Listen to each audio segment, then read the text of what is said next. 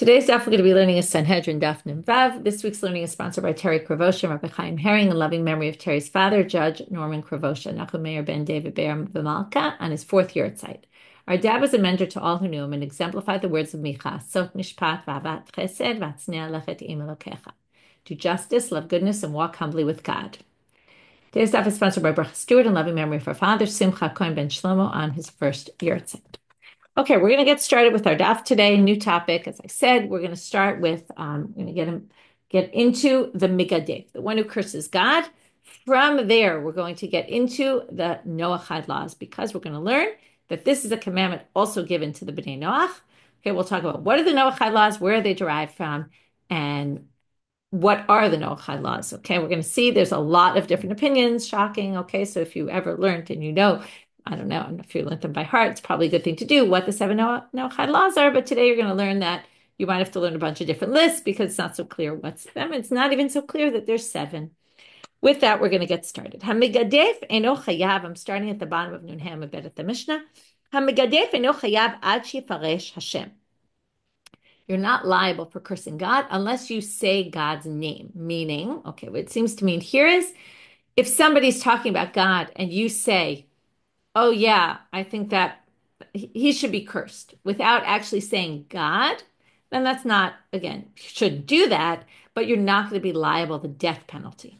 Okay? You have to say a curse with God's name in the curse. Okay? Without saying that, soon we're going to learn the Gemara, you need even more than that, but we're going to start with that. Amar Rabbi Yeshua ben Korcha. Now we're going to have an issue. Rabbi Yeshua ben Korcha is going to deal with, okay, it's like when kid says, like goes to the parents and said, the brother said some, terrible curse word. And the parents like, what did he say? You don't want to say it because you don't want to actually express the curse word, or the parents don't want you to express it.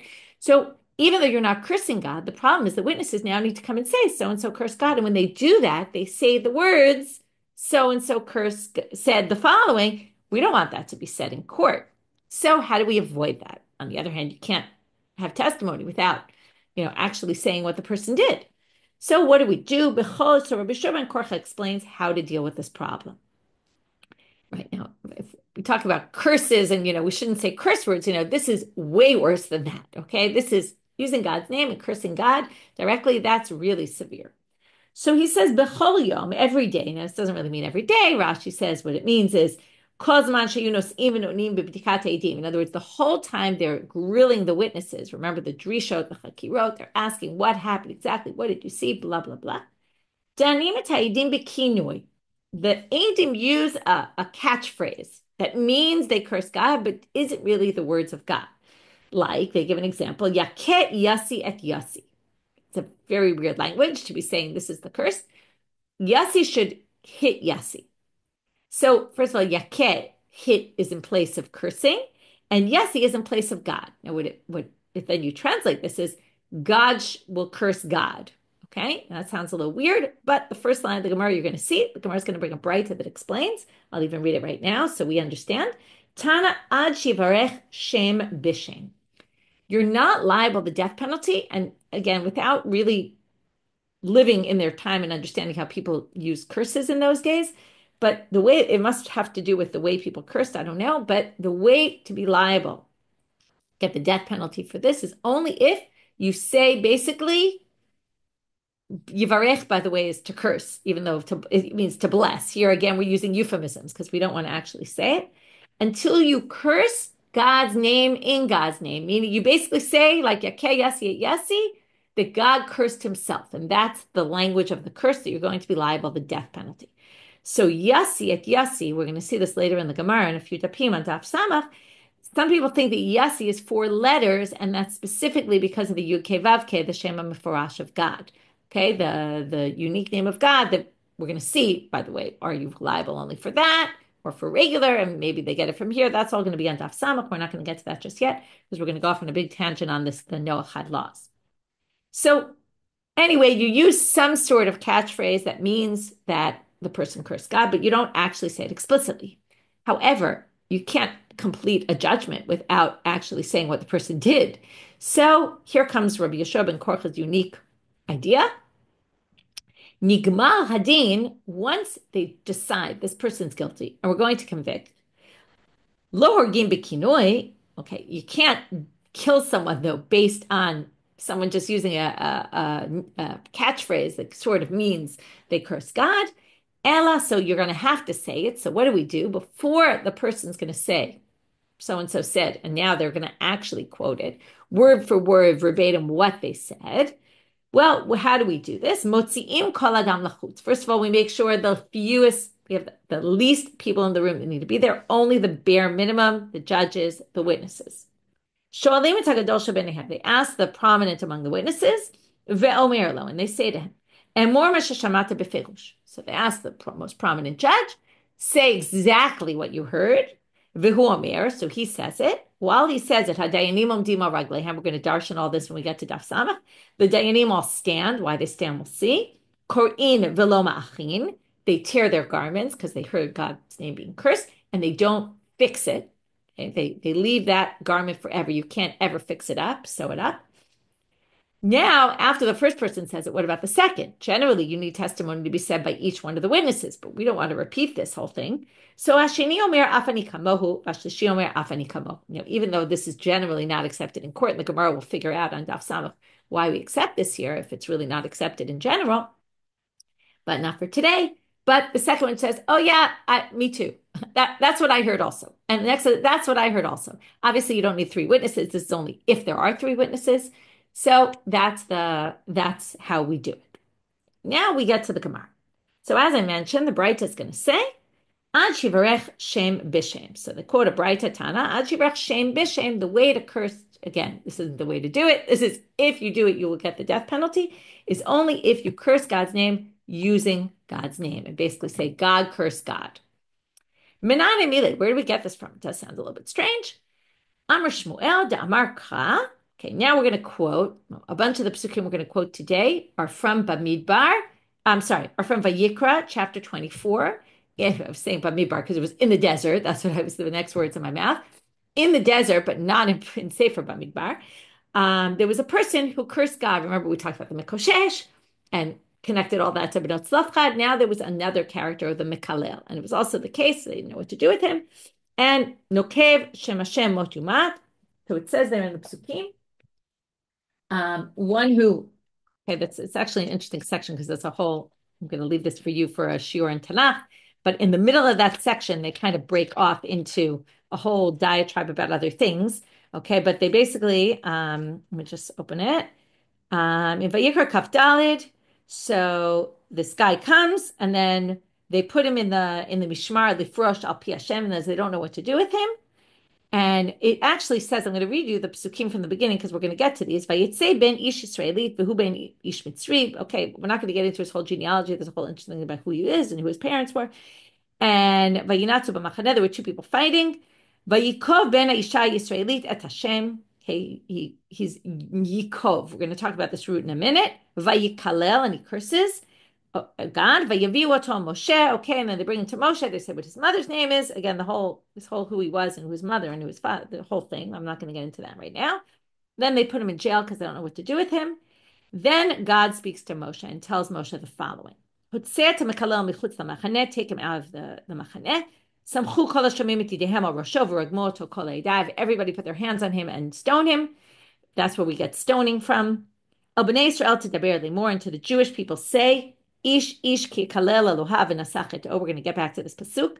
A person who curses God will get punished. V'nokev shem Hashem. This is the pasuk we're looking for. Mot yumat. Okay, now what is Nokev shem Hashem? We're going to have to see that means to curse. See where we get that from. Ragom yirgamubo kol ha'edah. So they stone this person, and then they say, just no, this is in general, not just this person, anyone who does this. Okay, yirgamubo kol ha'edah, kagir ka'ezrach. Okay, meaning also converts, also regular Jewish citizens. Binokvo shem yumat. Okay, will get killed when they use the name of God. Okay, now, then it goes on a whole thing about ish ki kol nefesh adam. If person, this is a whole different thing, which has nothing to do with our shiur, but just since we're here, it's very interesting. It starts talking about you get killed if you murder someone, if you hurt an animal, if you hit an animal, you'll pay, mum, and we get to ayin tachat ayin, shever tachat shever, all that. And then the very last pasuk is Moshe said to Bnei Israel, and the Jews stone him. So in the middle of this whole section, we get all these other mitzvot about how to treat other people. Anyway, that's a question for Shiur Tanakh, what all that's doing in the middle. So I wanted to read them because we're going to darshan a lot of these psukim today. So the first question is, how do you get this shem bishem? And they quote the pasuk about Nokev shem Hashem mot yumat, Amar Shmuel, Amar Krav, Nokev shem Hashem mot yumat. At the end of that pasuk, it says binokvo shem yumat. So it repeats this Nokev shem Hashem binokvo shem. They say, oh, that means shem bishem. Okay, that's their drasha. That's Shmuel's drasha. Now the Gemara wants to know, how did we get from the root Nokev to cursing? Mimai dahai Nokev lishana de bruchehu. Again, bruche is bracha, which really means curse. It's a euphemism. Okay, that's our big question for right now. How does the root Nokev relate to cursing? Where do we know that from? We're going to, in the end, have two sources. First, we're going to have one. Then the Gemara is going to suggest, though, maybe Nokev means, and they're going to bring two other possible suggestions that it could mean, because Nokev, and they're going to quote psukim from Tanakh that show Nokev means something else. They're going to reject those possibilities, and then they're going to go back to, okay, we proved it from here. Now we're going to actually prove it from another place. There's two places that prove that Nokev is a curse. So dichtiv. The first one is Vayikov lo kaboel. If you think about curses, who's famous for curses? Bilam, right? He tried to curse the Jewish people, and it says there Vayikov lo kaboel, and there the root ekov is cursing, right? It's talking about cursing the Jewish people, and that's where Nokev is cursing. Okay, a lot of, by the way, you'll see there's no nun there in the Hebrew language. Nun often drops from the beginning, like nafkamina is a word, right? Nafak is to go out, but often we have like puk is to go out also without the nun. The nun drops in Aramaic and in Hebrew, so it makes sense that this is nakav. That's the root. Now, we learned already when we were talking about a rayo that every time you have a warning, well, every time you have a punishment, you have to have a warning pasuk. So what's the warning pasuk? If this is the punishment pasuk, where's the warning? Where were we told don't do this? Elohim lo tikazaratimehacha. The warning for that would be Elohim lo tikalel, don't curse God. That sounds very obvious, but it's not really, because the context of that pasuk is Elohim lo tekalel v'nasi ba'amcha lo te'ol, and Elohim is against the nasi, and the nasi is a human, and probably the Elohim is a human, and often in the Torah, Elohim is judge. So it's an interesting pasuk they're bringing, because they say, well, don't curse judges, don't curse princes, obviously don't curse God. Okay, but don't think Elohim in that pasuk literally means God, because it doesn't. Okay. Ema mivrasu. Now we come up with our other possible suggestions. We're going to have two other suggestions. Maybe it means don't make a hole in, like a berez is a faucet. Don't make a hole in God's name, meaning if God's name is written, then don't cut it. Okay? Dichtiv Vayikov chor b'dalto. Okay, here's a pasuk from the prophets. Yehoyada was a king. Not a king, Kohen, and they were collecting money for the temple. They were doing a big reform in the temple in Sefer Melachim. And it says he made a hole in the door. This was to hang a box where they were going to put all the money they collected. And then what would be the warning for this? That you can't pierce a hole in God's name. Well, it says when you get into the land, you have to wipe out the name of all the gods there. Lo ta'asun ken l'Hashem Elokechem. And don't do this to God, meaning don't destroy the name. So don't cut out a name of God or erase or something like that. So that would be a good way to explain this Nokev shem Hashem yumat. If you pierce a hole in the name of God, in the written name of God. So they say, well, that wouldn't work here, because what did we say? We started off, the first line in the Gemara was this braita, Nokev shem bishem. Bina shem bishem vayikra. There is no way to pierce God with God. Doesn't make any sense. So the Gemara says, what do you mean? I could tell you a case like that. Maybe you put two names of God, one on top of the other, and then you pierce the name of God with the name of God. It's not really with, and that's what the Gemara is going to say. That's just doing it twice. That's not Nokev shem bishem, right? Doing it with the name of God. So they give a different suggestion, a little bit of a creative one. You etch the name of God into the knife, and then you use it. So you're kind of piercing it with a knife that is God, or has the name of God in it. The Gemara says, no, in the end, it's the blade of the knife that's piercing the paper, not the name of God, so that doesn't work. Okay, so rejection of option two, right? Option one is Nokev is curse. Option two is Nokev is to pierce a hole. Ema perushe shmehu. Option three. Maybe it means to express God's name. Like we always say, don't use God's name in vain. Don't just say God's name as, as if you're saying your brother's name. Dichtiv vayikach. Now, how do we know Nokev is to express the name? Because it says in the beginning of Sefer Bamidbar, when they're counted, when they're saying who the Nisiim are, the princes, the heads of tribes, Vayikach Moshe v'Aaron et hanashim ha'ela asher nikvu b'shemot, that they said their names. Okay, so maybe it's saying the name of God. And then we still need a warning pasuk. You should fear God. Because if you don't fear God, right, you use his name for no reason, that's showing you don't really fear God. So that would be a good option. But the Gemara says, no, it's not a good option for two reasons. We still have that problem. You're not using the name of God to do this action that you're doing, right? You're not using God's name to say God's name in vain. Okay, that wouldn't work. And you're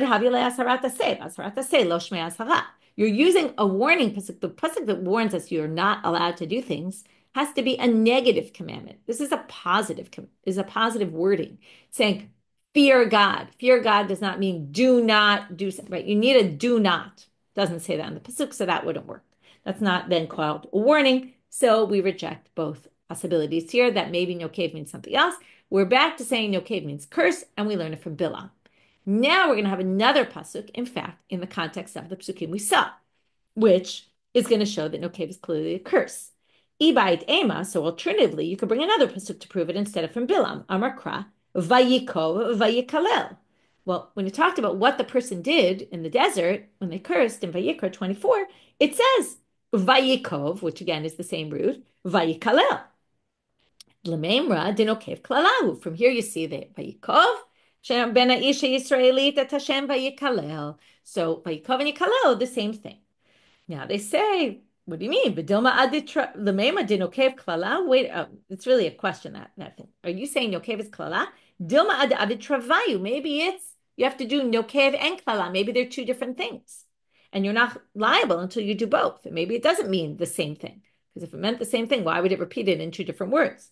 So the Gemara says lo sakadata. It must mean that it's the same thing and it's not something different, because dichtiv, when they go to kill him, it says, right, what are they commanded to do? Hotzei et ha-mikalel. They don't call him the mikalel v'ha-nokev. They call him just the mikalel. From here they learned Vayikov, vayikalel is all one and the same. Now you think, why wouldn't they bring this pasuk first? It's better proof than Bilam, but not really, because Bilam's a very clear proof that Vayikov means to curse, because in the context of that pasuk, that's what it means. Here, you theoretically could say, well, there's Vayikov, and there's also vayikalel, and maybe Vayikov is something else. So maybe that's why they didn't bring this answer first.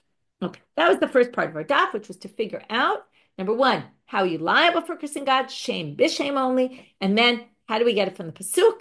Nokev, and Nokev, because it says binokvo shem, and it says also Nokev. It says them both. We learned shem b'shem, and then we had to prove how we knew Nokev was cursing. Now we get to the next part, which is a bright Tanu Rabbanan, and this is going to get us into the Noachide laws that Gentiles are commanded also in this commandment. How do we know this? Well, we're going to see a bright Tanu Rabbanan ish. Okay, now we go to the pasuk that I read before. It actually is interesting because it starts off El Bnei Yisrael Tidaber Lemor. It's verse 15 in chapter 24 of Vayikra.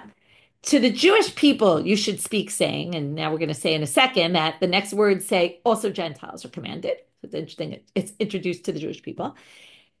Lemor ish ki yakalel Elohav v'nasach. And why does it say ish, a person, right? So it seems a little weird.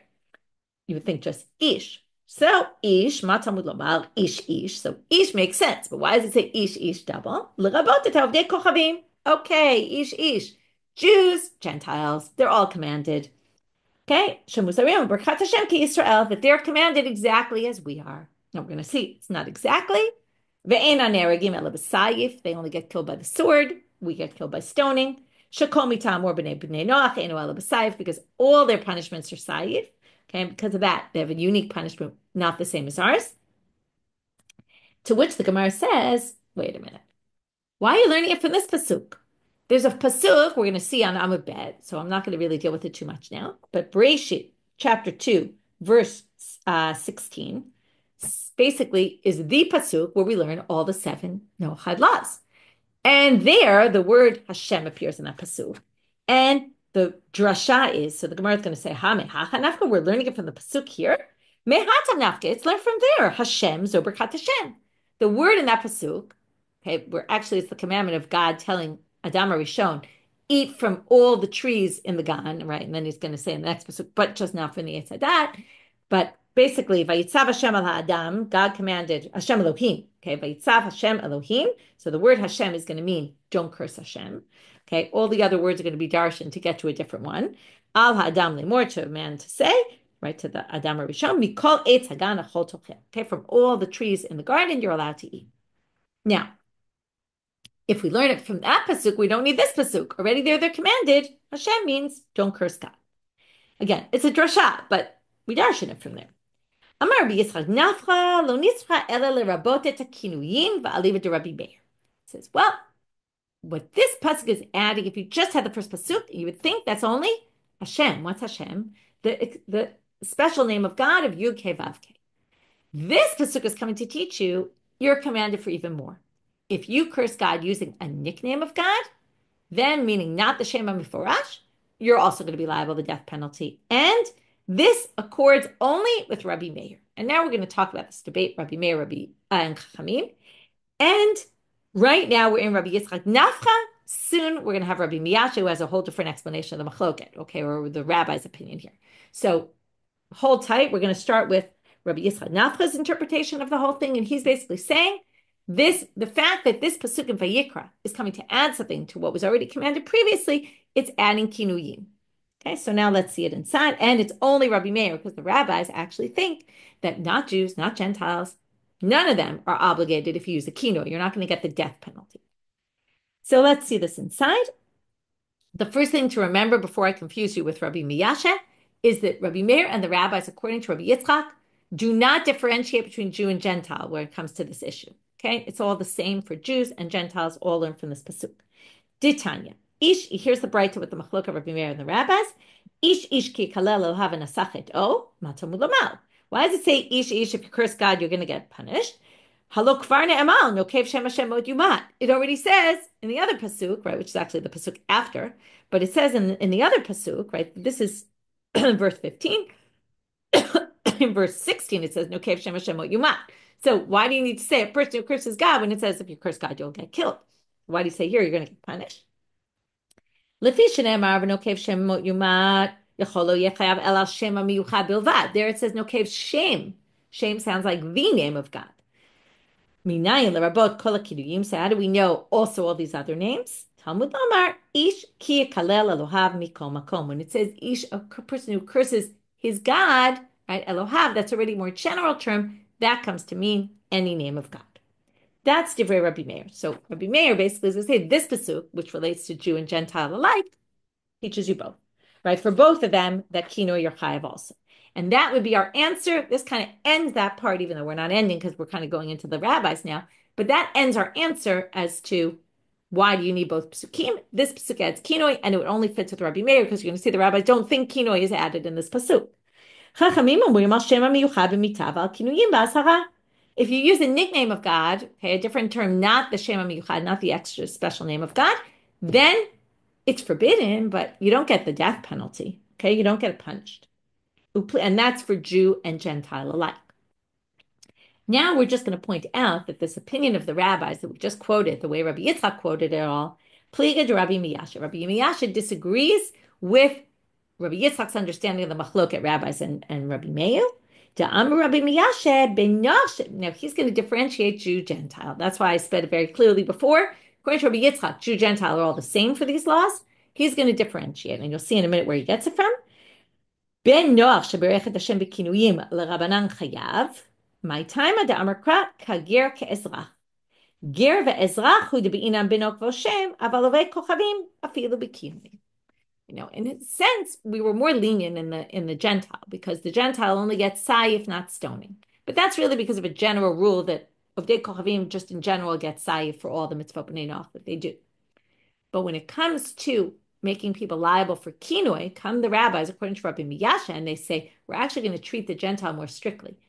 Even if they don't use the shem HaMeforash of God, which, by the way, most Gentiles don't know the shem HaMeforash, probably. Many Jews don't even know it. So we're going to make the Gentile liable for kinoi, and he gets that from the fact that it says in that pasuk, like we keep reading these, but you probably didn't pay attention to these words, Nokev shem Hashem yumat, ragom dirgamubo kol ha'edah, so everyone's going to stone this person who curses in the name of God, kager ka'ezrach, the convert and the citizen, meaning Jews, okay?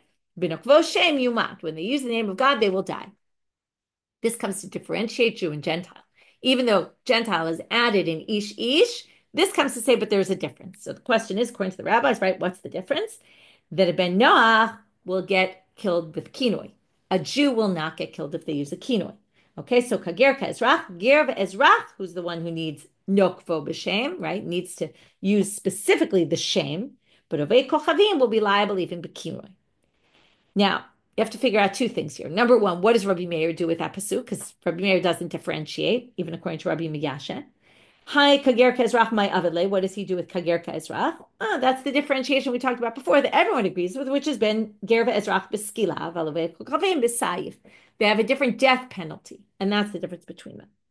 Now they have to go back to, right, salkadat achamina, you might have thought, itrabu, kamashmalan. You might have thought, since the pasuk said ish and includes them, maybe they're included for everything. Kager ka'ezrach say no. Well, they have a different punishment, different death penalty, but different penalty.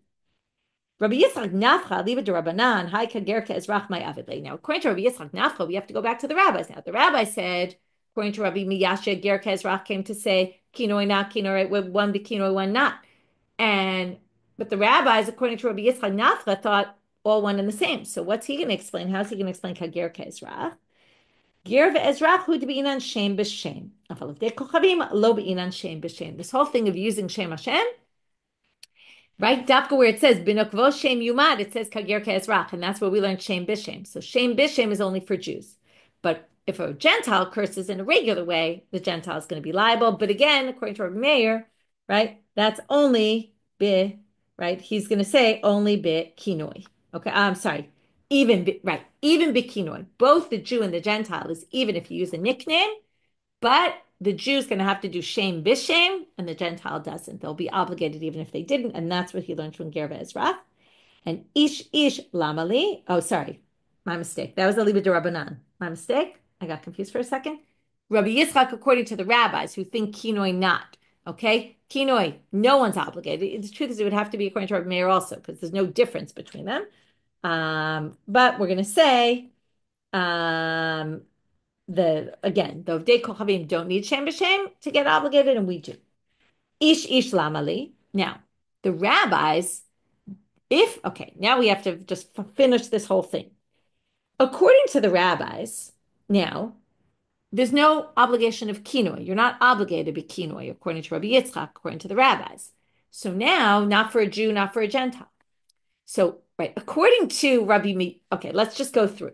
This is a good summary. According to Rabbi Yitzchak, how do we read the psukim? We started with Breshit. That includes the whole idea that Ben Noach is involved in this issue. Came ish to say they're chayav also b'kinoi, right? And so are Jews. Everyone's chayav b'kinoi. According to the rabbis, we have a bit of a problem here because what is ish coming to include? Ish is not including anything new. Kinoi, you're not obligated in, according to Rabbi Miyashe, so it includes specifically Gentiles are obligated to be kinoi. Okay, that's new also, even though not Jews. But according to Rabbi Yitzchak Nafcha, according to the rabbis, this doesn't add kinoi at all. So what is this adding? Why do we have to say ish and include the Gentile? And they say ish lamali. Actually, it's not including the Gentile at all. Dibra Torah kelashon b'nei adam. This whole section has nothing to do with the Gentile. And it's the ish is just because that's how people talk. A man. Okay, that's just how people speak. And we don't learn anything from it. So that summarizes that whole bit of complicated section about different ways to understand is this the source for B'nai Noach, right? Is that only according to Rabbi Meir, or is it B'nai Noach, even according to the rabbis, adding kinoi, if you go with Rabbi Miyashe? okay, or ish ish doesn't add anything, has nothing to do with Gentiles at all. Tanu Rabbanan. Now, since we talked about the Ben Noach is commanded about this, we're going to get into the Sheva Mitzvot B'nai Noach. Very famous Spraita. Sheva Mitzvot Nitzvu B'nai Noach. Here are the 7 Noachide laws. So again, what does this mean? It means already in the time of Noach, people were commanded. This basically goes back to Noach, not to Adam, even though the pasuk is going to go back to Adam Rishon, but that's because everyone was wiped out in the Mabul, other than Noach's people, so Noach's family. So basically, everyone from then on are called the B'nai Noach, and therefore, we're now going to go into, they were also commanded 7 commandments. Dinim, to set up courts, Birkat Hashem, cursing God, Avodah Zarah, worshiping idols, Giloi Arayot, inappropriate relations, Shvichut Damim, murder, Gazel, stealing, Ever Minachai, eating a limb of an animal that's alive. Rabbi Hananya ben Gam, okay, those are the 7. Those are the famous 7. Today we're going to see at the end of the daf that there's someone who has a different 7. And now we're going to see that there were some who had more than 7. Rabbi Hananya ben Gamla Omer, top of Amabet, we're continuing in this Braita. He adds, Afal Adam Minachai. Also eating blood from a live animal is forbidden. Rabbi Chidka Omer Afal Serus, castrating. Some people think this is castrating animals. Some people think it's castrating animals and humans. Rabbi Shimon Omer Afal Kishuf, also witchcraft. Rabbi Yossi Omer Kol Amor B'Parshat Kishuf Ben Noach Mutar Alav. He adds everything about Kishuf they're involved in, they're forbidden. Okay, meaning we're going to see right now, and now we're going to see where he gets this from. The others, we don't really see what their source is today. Later on, we'll delve into them more. Okay, this is a pasuk in Sefer Dvarim. You get to the land. You shouldn't have among you anyone who gives their children to and offers their children up in fire to the Molech. That was an idol. A kosem ksamim, doing magic. Mo'neh, mechachev, menachesh, mechachev. These are all people who seek to find answers in magical things. Chover chaver, shoel ovi yidoni, v'doresh al hamitim. Okay, these are all kinds of people who engage in witchcraft and in all sorts of necromancy, bring up people from the dead, all that. Now, here comes the continuation of that pasuk. And how do we know this was commanded to the Gentiles? Because it says, because they did all these despicable things, God is giving you their land, and basically that's why we're commanded to destroy them. Yeah, they're all going to be destroyed because they do all these terrible things. Now we know, lo anash elam kain is here. It's an interesting way to learn it. That we don't know that God actually commanded them. But if God's going to punish them for doing these things, it must be God doesn't punish without warning. It must be they were warned. It must be they're part of the mitzvah b'nai Noach. It's a very interesting way to get to a proof. Okay. Rabbi Elazar Omer Afal Kilayim. He adds Kilayim, which is, well, we're going to see in a second which parts of Kilayim. But this is right. Kilayim includes Kilayim of your clothing, not wearing wool and linen mixed together. It includes not planting your vine next to your grains within a certain distance. It includes grafting trees together, 2 different types. It includes breeding animals, 2 different types of animals together. So now we're going to see which ones are really the problematic ones for the B'nai Noach. They're not actually commanded in all of them. Mutarim B'nai Noach Lilbosh Kilayim V'Lizroa Kilayim. The first 2 I mentioned they can do. Ve'ein, okay, to wear wool and linen together, and they can also plant their vines within a certain distance of the grains, but specifically the ones where they're creating new things. It's like playing God, and that's a problem also for Bnei Noach. They're creating and saying, "Oh, I'm a creator of the world because look what I can do." Where do we get all this from? So now we're done with the Braita. That was this long Braita that went through the 7 and then some added ones that different people had, a different one that they added to the list. Now we have, where do we get this from? Amar Rabbi Yochanan, that's what's the source? And I told you we get back to this. The pasuk says, so Rabbi Yochanan brings one proof. We're going to see a different proof, a different way of reading this pasuk from Rabbi Yitzchak soon. Okay, I already explained that pasuk, so I'm not going to explain it right now, but I'm not going to translate it. Vayitzav. I'll translate word by word as we go. God commanded. Elu hadini. This is to have courts. How do we get from God commanded to courts? Okay, they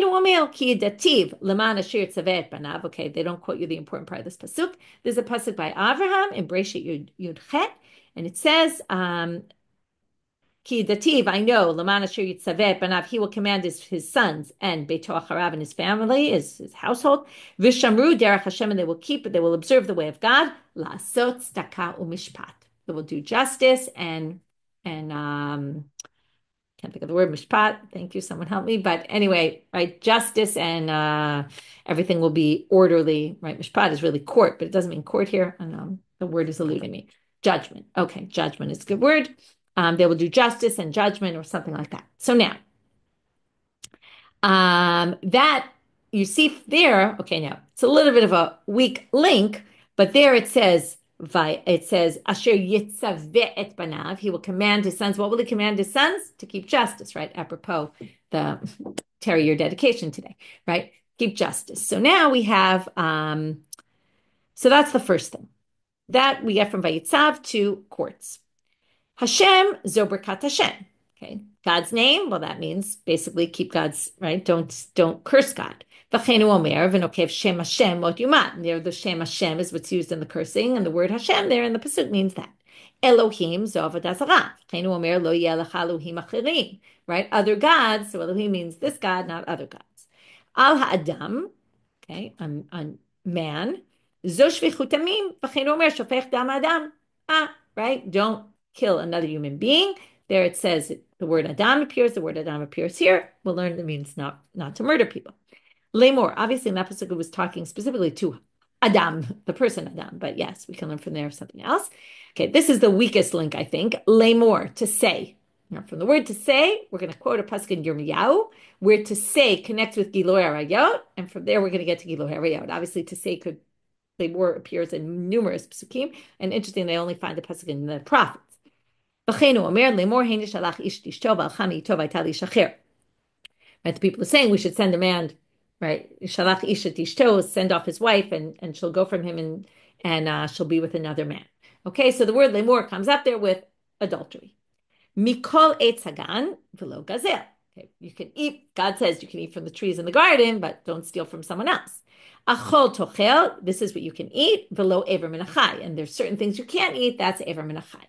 Obviously, it could come to other things you can't eat. But again, this is a good example where they have the laws. They want to just find them in the pasuk. Rabbi Yitzchak, Tani Ifcha, he had it a little bit reversed, the same ones, but a little bit different order.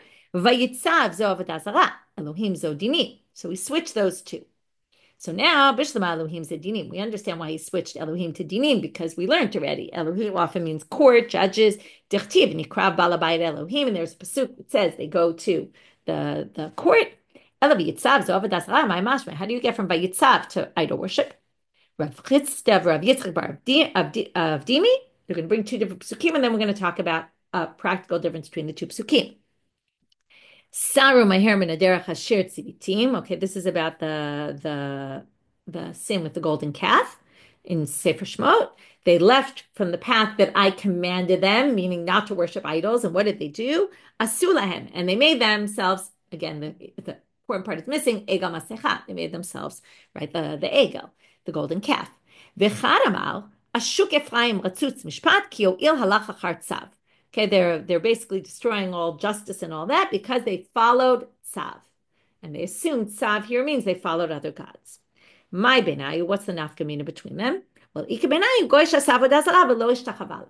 a goy made an idol, a non-Jew made an idol, and didn't worship it. So if you say the issue is asu ega masecha lamandamar asu mishat asiyamachayev, it sounds like just making an idol, you'd be liable. Lamandamar kiyoil halach, because you followed idols, means you actually worship them. So ada azo batra upalachla, you'd only be liable if you follow them, and that would be the difference between whether you learn it from that pasuk or that pasuk. Amar Rava says, wait a minute. You're saying that some people think that if the Gentile makes an idol, the Gentile will already be obligated? The death penalty? How could you possibly say that they'd be liable just for making an idol? Vahatanya, doesn't it say in a bright? Now, the assumption is a Jew is not liable until they worship a avodah zarah. Now, you should make an idol. But if you make an idol and don't worship it, you don't actually get the death penalty. So now they're going to say the following.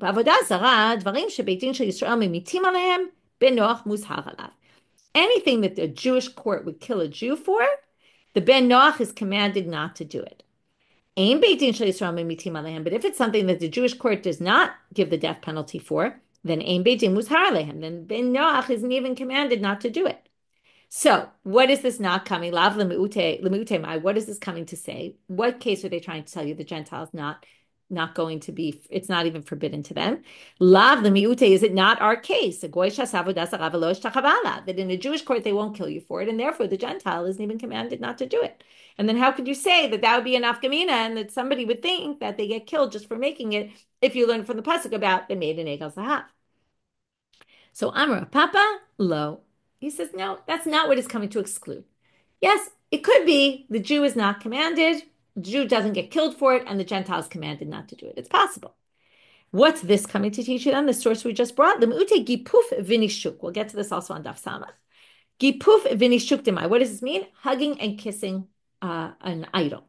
In that case, in a Jewish court, you wouldn't get punished, and you wouldn't get the death penalty, and therefore the Gentile is not commanded not to do this. Now, what kind of hugging and kissing an idol are we talking about? And this comes up in Daf Samach. Ilema kedarka, if it's the way that idol specifically, the way to worship that idol is to hug and kiss it, or hug it or kiss it, and you do that, you're obviously liable, the death penalty, because that's the way you worship that idol. This is going to be a Mishnah further on, which we'll get to in Daf Samach. But, right, if that's the case, Bar Katalo, of course the Jew's going to get killed. That's obviously not what they're talking about. Elamute shelo kedarka. We're obviously talking about when it's not the typical way of worshiping that idol, and you just go to this idol, which isn't normally hugged and kissed, and you hug and kiss it, so you won't get the death penalty, and therefore the Ben Noach isn't even commanded not to do this. Okay, but that had nothing to do with our topic. In the end, we do have an afkamina between those two psukim. Okay, now we have a question about dinim. Dinim b'nei Noach ipakud. They're commanded to have court system. V'hatanya. Wait a minute. It says in a Braita, Esther mitzvot nitzdu Yisrael b'Mara. Now you might know in Mara, the Jews. This is just before they got to Har Sinai. They were in Mara, and they were commanded 10 things. Sheva, so this is all before Matan Torah. What 10 things were they commanded there? Sheva shekiblu alehem b'nei Noach. There were 7 that were Noachai, already, that they were commanded from before. And Osifu alehem, and then they added 3 more. That's how we get to 10.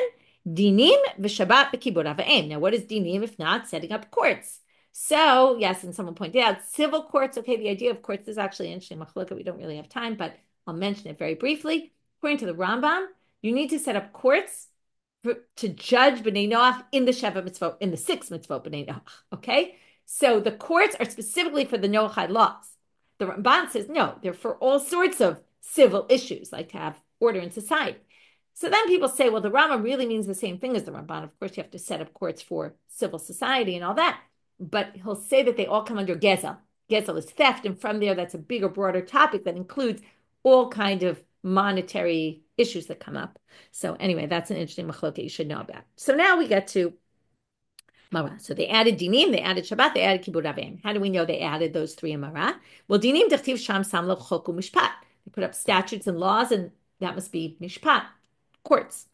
Shabbat v'kibud avim dechtiv kasher tzivcha Hashem elokecha. When we get commanded, those 2 things in the 10 commandments, it says, like God commanded you, which means he must have commanded you before. When else could that be if not Mara? Amar Rav Yehuda, kasher tzivcha b'Mara. That's how he understands those psukim. It must be they were commanded in Mara. But the main question here is not the kibud avim, respecting your parents in Shabbat, but if we got the court system then what about before, right? How could it be part of B'nai Noach?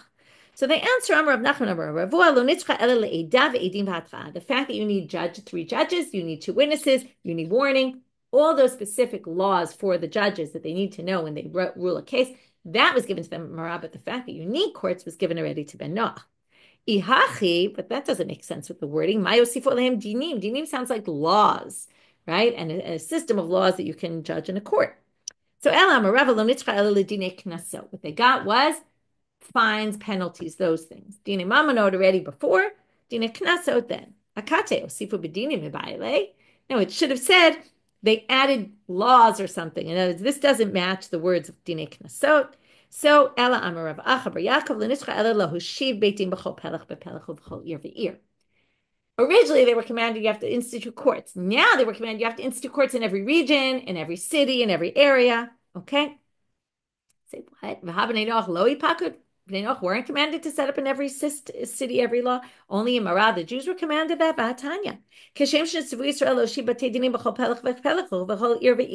Just like the Jews were commanded, this Braita says,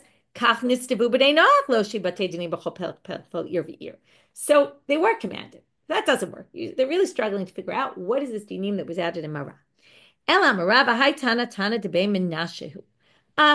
This Tana is the Tana de Menashe, who has a different list. I told you we get to this at the end. He has a different list of the 7. He takes out Dalet and Kaf. It's a little weird why they call this Kaf, but he takes out Dinim. He takes out the Kaf is for Birkat Hashem, cursing God. He doesn't think that the Bnei Noach are commanded.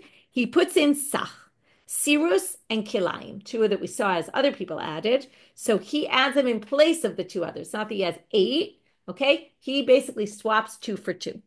Detana de Menashe, here's his source. Sheva mitzvot nitzvu b'nei Noach, avodah zara, gilor ariyot, shvichut damim, gazel, ever menachai. Those were 5 we had.